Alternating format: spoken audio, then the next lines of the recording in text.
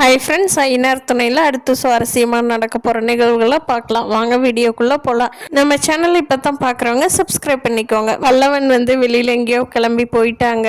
இப்போ சேரன் தான் வீட்டில் இருக்காரு. ஏமா நீ தனியாக போக வேண்டாம், சோழன் கொண்டு போய் விட்டுட்டு வாடா அப்படின்னு சொல்கிறாரு.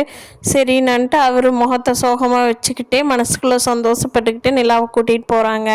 நைட்டு நடந்தது பார்த்திங்கன்னா, சோழன் பென்ட்ரைவ் அவங்க அப்பாட்ட சும்மா வேணே தூக்கி போடுற மாதிரி தூக்கி போட்டுறாரு.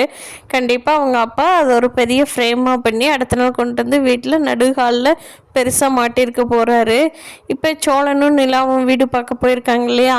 நிலா கிட்ட சோழன் அட்ரஸ் தெரியாத மாதிரியே எங்கெங்கே போகணும், ரைட்டாக லெஃப்டாக எந்த சைடு போகணும்னு கேட்டு கேட்டு போகிறாங்க. நிலா சொன்ன வீட்டுக்கு சோழன் கொண்டு போய் விட்டுறாரு. அங்கே இவங்கள பார்த்த உடனே ஹவுஸ் ஓனர் வீட்டுக்குள்ளே வேகமாக போயிடுறாங்க.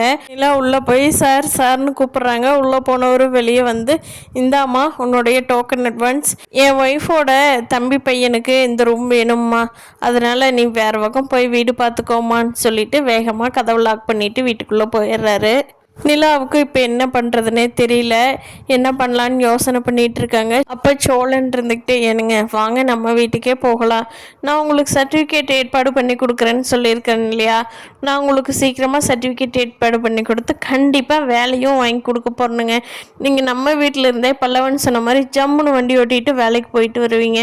இது இந்த சோழன் மேலே சத்தியம்ங்க, எந்த பொய்யும் பேச மாட்டேனுங்க, உங்கள்கிட்ட சொன்ன லாஸ்ட்டு பொய்யாவே அது இருக்கட்டுங்க அப்படின்னு சொல்லி சோழன் உள்ளுக்குள்ளே சிரிச்சுக்கிட்டே நிலாகிட்ட சோகமாக ஃபேஸ் வச்சுக்கிட்டு சொல்லிட்டு இருக்காரு. பார்க்கலாம் ஃப்ரெண்ட்ஸ், சோழன் நிலாவை வீட்டுக்கு கூட்டிகிட்டு போய் நிலாவுக்கு மனசு மாறி சோழனோட வீட்லேயே தொடர்ந்து தங்கிட்டு இருப்பாங்களாங்கிறத வரும் நாட்களில் பார்ப்போம்.